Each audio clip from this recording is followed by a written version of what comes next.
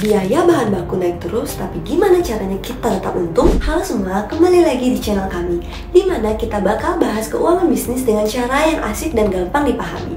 Hari ini kita akan bahas topik yang lagi ramai dibicarakan para pebisnis.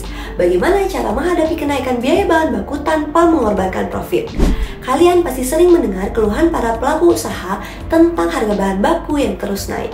Mulai dari bahan baku makanan, material produksi, sampai bahan-bahan kecil yang gak disangka-sangka naik harganya. Tapi di balik tantangan ini ada solusi yang bisa bikin kita tetap untung. Yuk kita bahas cara-caranya. Langkah pertama yang perlu kita lakukan adalah menganalisis penyebab kenaikan harga bahan baku ini. Misalnya, apakah kenaikan ini disebabkan oleh faktor musiman, situasi ekonomi global, atau masalah distribusi.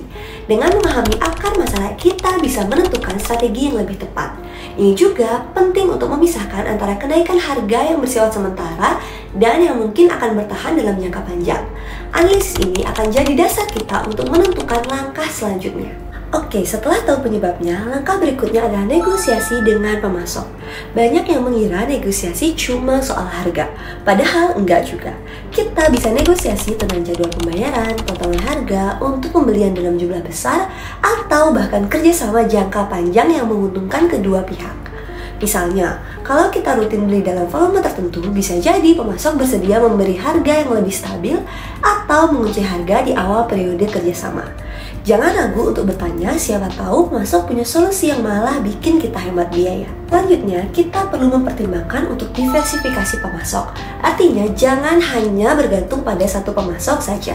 Dengan bekerja sama dengan beberapa pemasok, kita bisa membandingkan harga dan memastikan pasokan tetap aman jika ada gangguan di salah satu pemasok. Ini juga berguna untuk menjaga fleksibilitas, jadi jika satu pemasok menaikkan harga terlalu tinggi, kita masih punya opsi lain yang mungkin lebih stabil. Diversifikasi pemasok ini juga bisa memperkuat posisi kita dalam negosiasi karena kita punya banyak pilihan. Lanjut, kita masuk ke cara meningkatkan efisiensi produksi. Kalau biaya bahan baku naik, satu solusi yang bisa langsung kita lakukan adalah mengurangi waste atau pemborosan bahan. Ini bisa dilakukan dengan lebih teliti mengatur proses produksi, meminimalkan kesalahan, atau bahkan meningkatkan keterampilan tim produksi. Efisiensi juga bisa dilakukan dengan menerapkan teknologi baru atau memperbaiki proses kerja.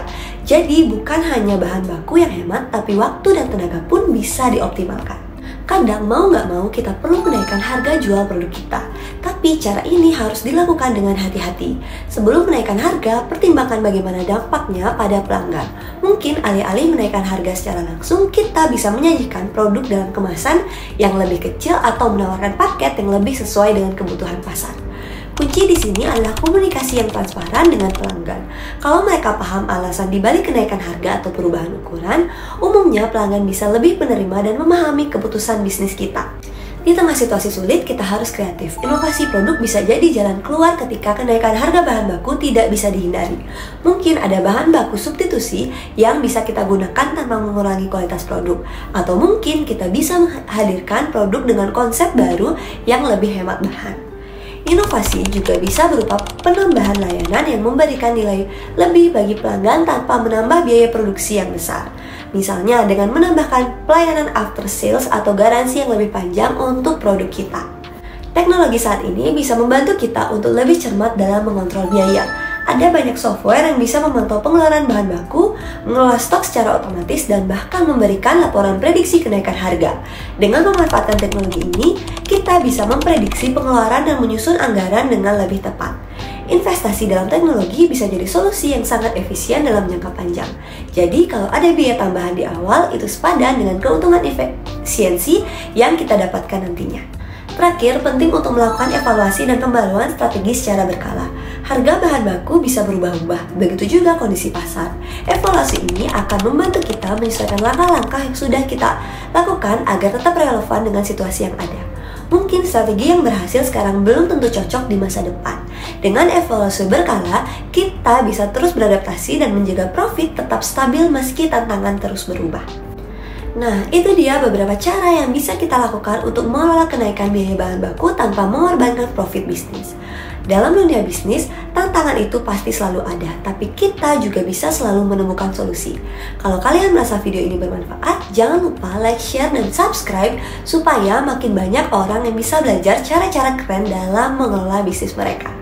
Tinggalkan komentar di bawah kalau kalian punya pengalaman atau trik lain yang bisa membantu mengatasi kenaikan harga bahan baku. Sampai jumpa di video selanjutnya.